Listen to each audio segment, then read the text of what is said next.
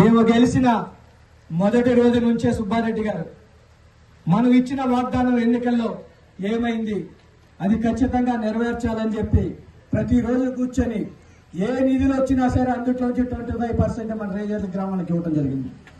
ఏ మండలం వెళ్ళినా సరే ఆ లిస్ట్ చూస్తే ముందు రేజర్ల గ్రామం ఉండేది.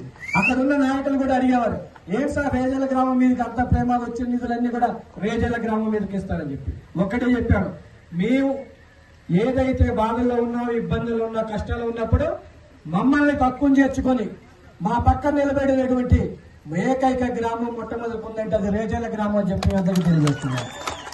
మా కష్టాల్లోనూ, సుఖాల్లోనూ, ఇబ్బందుల్లోనూ సుబ్బారెడ్డి గారు మా ఎన్నింటి నుంచి మాకు ధైర్యం చెప్పి ఈ ఎలక్షన్ లో వదిలిందా చేయాలంటే ఒంటరి పోరాటం చేశాం.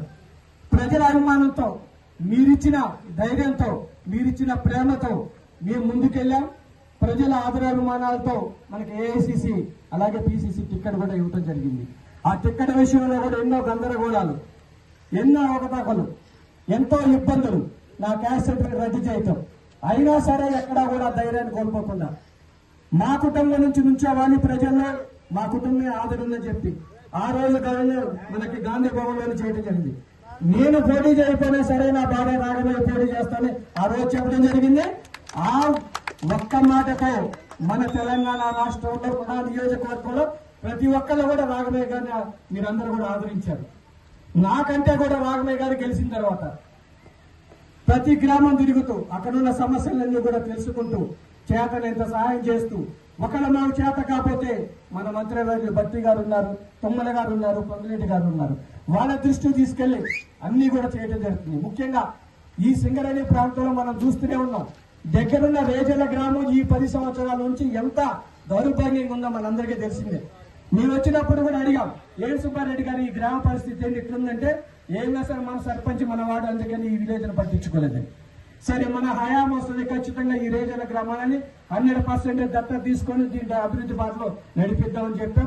అదేవిధంగా నడిపిస్తున్నాం. మీకు ఇళ్ల స్థలాలు లేదని చెప్పి సుబ్బారెడ్డి గారు, దామోదర్ రెడ్డి చెప్పిన వెంటనే మన సింగరేణి పిఓ గారు ప్రహ్లాద్ గారు ఇక్కడే ఉన్నారు. ప్రహ్లాద్ గారితో మాట్లాడి ఒకే మాటతో మన బేతుబేలు కళ ఏదైతే ఉన్నదో పాతది, దాన్ని 2 కిలోమీటర్లు కూడా మొత్తం పూడిపించాం. ఎందుకంటే ఇక్కడ ఉన్న ప్రజలకు అక్కడ ఇళ్ల స్థలాలు ఇవ్వాలి. చాలా మంది ఒక్క కుటుంబంలో 4 ఉన్నారు.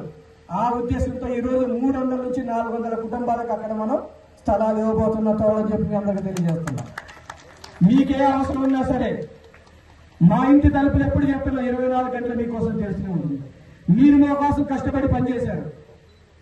ఆ పని చేసిన విధానంలో మేము కూడా మీ కష్టాన్ని, మీ రుణాన్ని తీర్చుకునే అవకాశం మాకు కల్పించారు. ఆ రుణాన్ని తీసుకోవడానికి ఈ రోజు ఉన్నాం తప్ప మా సొంత లాభం కోసం కాదని మీకు తెలియజేస్తున్నాం.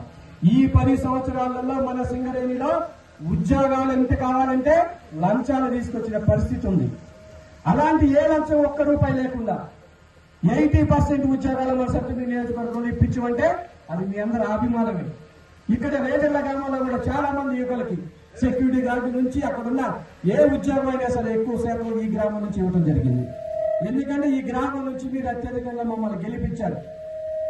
మా కోసం ఎంతో కష్టపడ్డారు ఉద్దేశంతో ఇవ్వడం జరిగింది. ముఖ్యంగా ఒక్కటే, ఈ రోజు రాష్ట్ర ప్రభుత్వం మన మీద ఎన్ని అప్పులు ఉన్నా సరే, ఎంత భారం ఉన్నా సరే, మీరు కూడా అర్థం చేసుకొని మనకి ఒక్కొక్క పథకం గురించి మనం చూస్తూనే ఉన్నాం. ఈ రోజు ఉచిత బస్సు ప్రయాణం దగ్గర నుంచి, గ్యాస్ బండ దగ్గర నుంచి, 200 యూనిట్ల కరెంటు నుంచి, ముఖ్యంగా ఈ రోజు సన్న బియ్యం మనకి మన భారతదేశంలో